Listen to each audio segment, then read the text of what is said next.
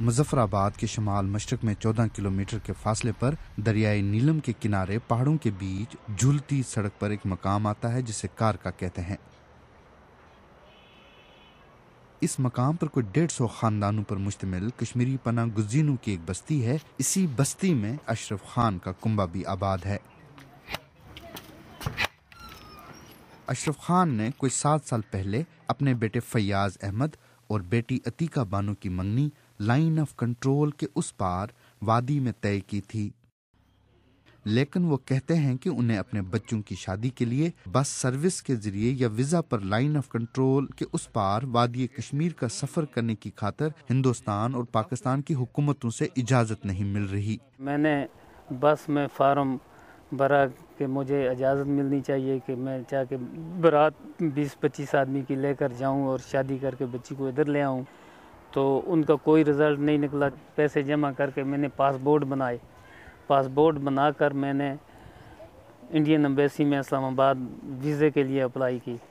25 مارچ 2010 کو میں نے وہ بھرے، تو اس وقت تک اس کا بھی کوئی پتہ نہیں ہے۔ اسی طرح کی صورتحال کا سامنا لائن آف کنٹرول کے اس پار وادی میں آباد اشرف خان کے رشتہ داروں کو بھی ہے۔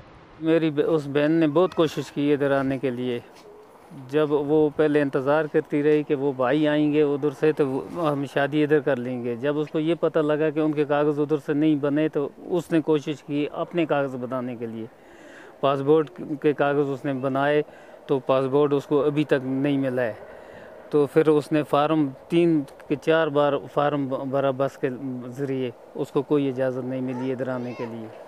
مسلح تحریک کے آغاز کے بعد اشرف خان اپنے والدین اور بیوی بچوں کے ہمراہ سن 1990 میں ہندوستان کے زیر انتظام کشمیر کے کیرن گاؤں سے لائن آف کنٹرول عبور کر کے مظفر آباد آ کر آباد ہو گئے، جبکہ ان کی 4 بہنیں کیرن میں ہی رہ گئی تھیں۔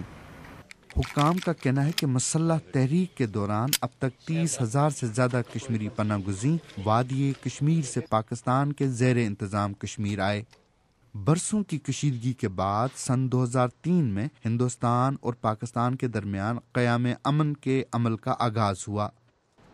لائن آف کنٹرول پر دونوں ممالک کی فوجوں کے درمیان گولہ باری کا تبادلہ تھم گیا اور حالات میں بہتری کی وجہ سے اشرف خان کا 14 سالوں میں پہلی بار اپنی بچھڑی ہوئی بہنوں سے رابطہ ممکن ہو سکا۔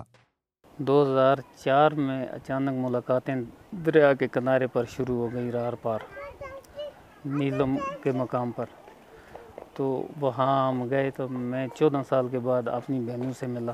قیام امن کا عمل شروع ہونے کے بعد ہندوستان اور پاکستان نے بٹے ہوئے کشمیری خاندانوں کو وادی نیلم میں 2 مقامات پر دریا کے کناروں پر کھڑے ہو کر ملاقاتوں کی اجازت دے دی تھی۔ اس کے بعد یہ سلسلہ چل پڑا۔ یہ بچھڑے ہوئے خاندان مل تو نہیں سکتے، البتہ اونچی آواز میں بات کرتے ہیں اور ایک دوسرے کو دیکھتے ہیں، کیونکہ ان کے درمیان حائل دریا ہی لائن آف کنٹرول ہے۔ اپریل 2005 میں بٹے ہوئے کشمیری خاندانوں کو آپس میں ملانے کے لیے مظفر آباد اور سری نگر کے درمیان بس سروس کا آغاز کیا گیا۔ 2005 کے تباہ کن زلزلے کے بعد وادی نیلم میں پیدل آر پار جانے کی سہولت کے علاوہ راولاکوٹ اور پونچھ کے درمیان بھی بس سروس شروع کی گئی۔ اشرف خان کے دل میں یہ امید پیدا ہو گئی کہ اب وہ وادی کشمیر جا سکیں گے، لیکن بیٹے کے سر پر صحرا سجا کر وادی کشمیر بارات لے جانے اور بیٹی کو وہاں بیاہنے کی ان کی تمنا آج تک پوری نہیں ہو سکی۔ اسی ملاقات کے دوران ہم نے اس کی منگنی کی تیاری کر لی، تو پھر دریا کے کنارے پر کھڑے ہو کر پار وہ اور اس سائڈ کنارے پر ہم کھڑے ہو کر ہم نے رسیوں کے ساتھ باندھ کر سامان منگنی کا پار ان کو گفٹ دیا، انہوں نے ہمیں رات اس کنارے گفٹ دے دیا اور دعا خیر کی، مٹھائی بانٹی۔ برِ صغیر ہند و پاک کی تقسیم کے بعد مختلف مرحلوں پر ہزاروں کشمیری خاندان وادی کشمیر سے لائن آف کنٹرول عبور کر کے پاکستان اور اس کے زیر انتظام کشمیر آئے، لیکن مسلح تحریک کے دوران آنے والے کشمیری پناہ گزینوں یا وادی میں ان کے عزیزوں کا معاملہ اس لیے زیادہ مختلف ہے کیونکہ انہیں آر پار سفر کرنے میں شدید مشکلات ہیں۔ سوال یہ ہے کہ پابندیوں اور سفر کی مشکلات کے باوجود اشرف کے خاندان نے اپنے بچوں کے رشتے وادی کشمیر میں طے کیوں کیے؟ ہم نے اس لیے رشتے کیے کیونکہ وہ ہمارا اپنا خون ہے. ہم نے اسے سنبھال لیا اور اپنی بیٹی ان کے بیٹے کو دے دی. ہم ایک خون ہیں، رشتے دار ہیں، ہم بہن بھائی ہیں. ہم جدا ہو گئے ہیں اور ہم کسی بھی طرح ملنا چاہتے ہیں.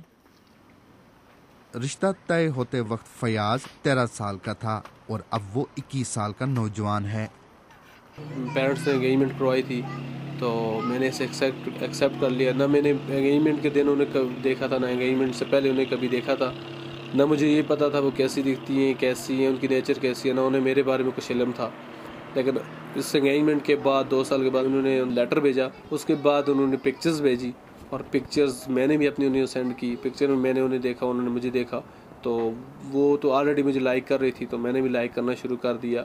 اب یہ میرے اور میرے پیرنٹس کی خواہش ہے تو میں بھی چاہتا ہوں کہ یہ خواہش پوری ہو اور جلد سے جلد یہ شادی ہو جائے.